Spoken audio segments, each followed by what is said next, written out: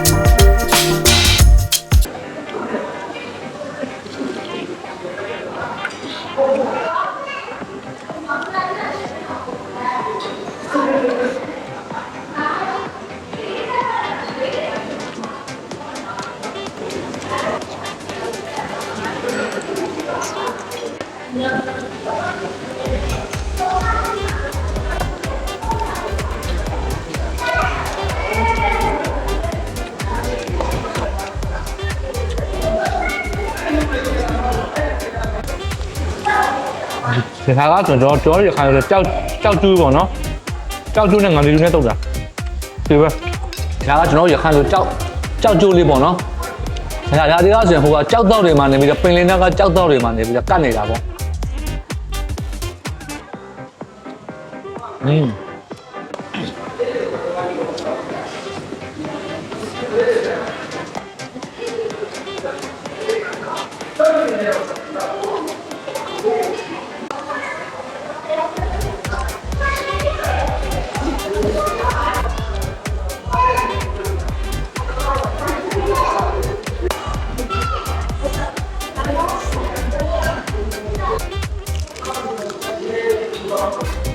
ဒီ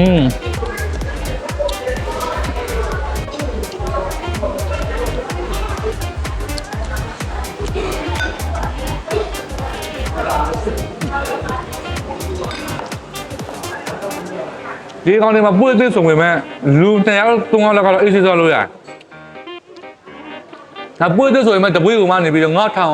6000ဝန်းကျင်ပဲရှိတာတော်ကြီးကိုသိဆိုတာဒါဘဇွန်အစိမ့်တော့တဲ့တော့ဒီနေ့ကစမှာ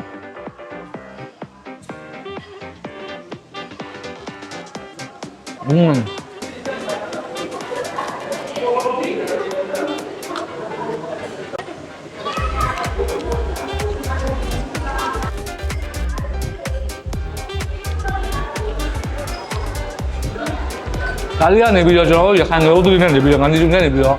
ထည့်ထားတာလေးပေါ့နော်ဒါလက်ဆောင်